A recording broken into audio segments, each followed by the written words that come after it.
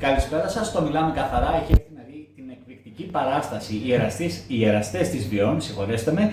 Έχω κοντά μου την εκπληκτική κυρία Μέρη Ραζή. Ήταν εκπληκτική όλη η παράσταση. Είναι ένα αστυνομικό θρίλερ το οποίο έχουν μείνει 2 παραστάσεις και πρέπει οπωσδήποτε να έρθετε να το δείτε, γιατί είναι μια εξαιρετική παράσταση. Παίζουν 3 εκπληκτικοί ηθοποιοί. Θα μας μιλήσει και η κυρία Ραζή αυτή τη στιγμή, να μας πει 2 λόγια. Είναι καταπληκτικό θρίλερ. Πάω όμως στην κυρία Ραζή για να μας μιλήσει. Γεια σας, καλησπέρα. Καλησπέρα. Συγχαρητήρια για την παράσταση, ήταν εξαιρετική. Αλλά θέλω να μου πείτε εσείς 2 λογάκια για να τα ακούσει και ο κόσμος. Σας ευχαριστώ πάρα πολύ. Είναι μεγάλη μου χαρά και τιμή Και εμένα. που ήρθατε και μας είδατε και τόσοι συνάδελφοι που ήρθαν σήμερα. Ήταν γεμάτο να πούμε καταρχήν και ήρθαν και πολύ γνωστοί άνθρωποι εδώ να σας δουν. Η κυρία Πίκουλα, ο κύριος Ρώμας, ο κύριος Κυριακίδης. Ήταν αρκετοί και θα σας δουν. Η Μουρή, η Ανδριανή του Ντοκούλου, ο Γιάννης ο Μαργαρίτης, δηλαδή άνθρωποι του θεάτρου που μας τιμούν. Και λέω ότι στα μικρά τα θέατρα γίνονται μεγάλα θαύματα και μπορεί κανείς να δει παραστάσεις και έργα που δεν ανεβαίνουν εύκολα σε μια μεγάλη σκηνή. Γι' αυτό πάντα λέω στον κόσμο, πηγαίνετε να δείτε και να βλέπετε τα κανονικά, αλλά πηγαίνετε να δείτε και ένα μικρό θεατράκι και τον αγώνα που κάνει. Το έργο αυτό είναι της Ντυράς, είναι πολύ βραβευμένο, πολύ μεταφρασμένο.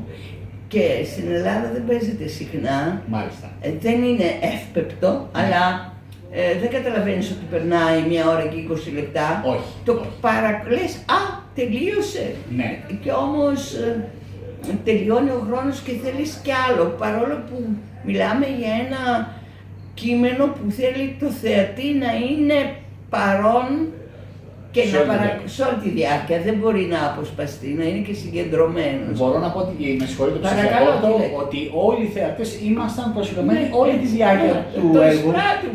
Ναι, δηλαδή μας είχατε καθυλώσει και πραγματικά ήταν εξαιρετική η παράσταση. Και αυτό βέβαια το οφείλουμε στο μεγάλο δάσκαλό μας, τον Σωτήρη τον Τζόγκα, που το έχει μεταφράσει, σκηνοθετήσει και έχει κάνει και τους φωτισμούς και παίζει και τον ερευνητή.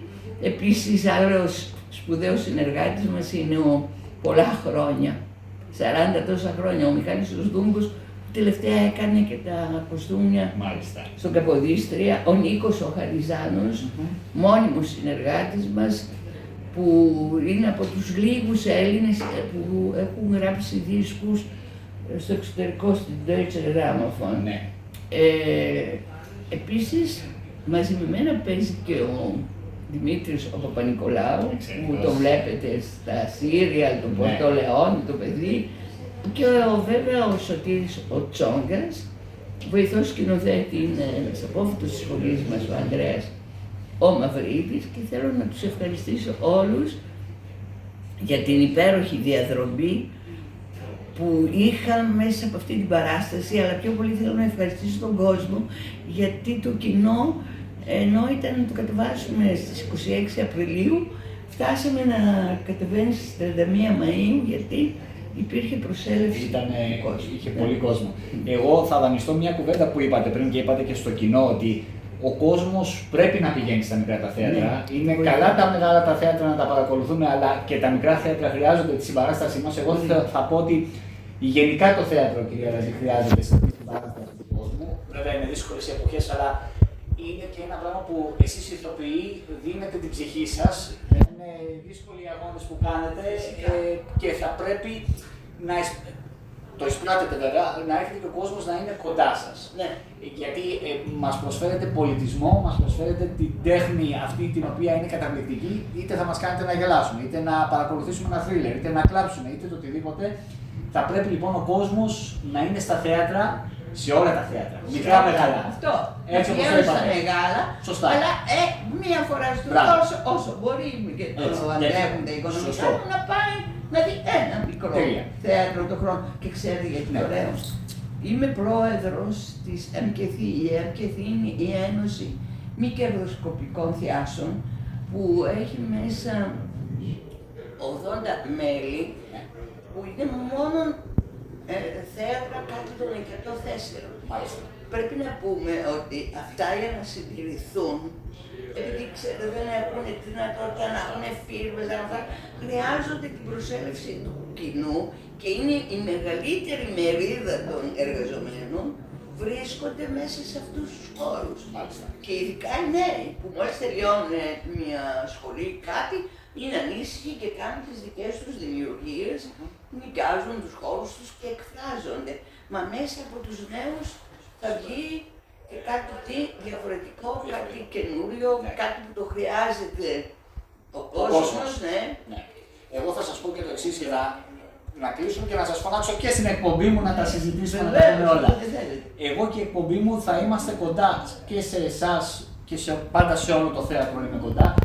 Ό,τι χρειάζεστε και να διαφημίζουμε τέτοια όμορφα πράγματα, γιατί πρέπει, όπως είπαμε, ο κόσμος πρέπει να είναι κοντά στο θέατρο και σε αυτές τις όμορφες προσπάθειες. Οπότε, ό,τι χρειάζεστε θα τα πούμε και off camera. Είμαι κοντά σας.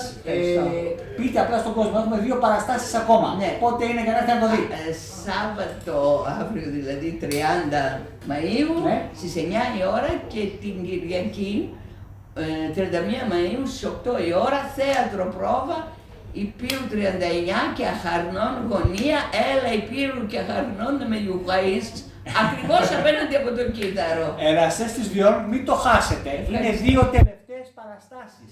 Εκπληκτική κυρία Ραζή, και άλλοι 2 συντελεστές μας που μας ανέφερε η κυρία Ραζή, να είστε εδώ. Μην το χάσετε, σας το τονίζω.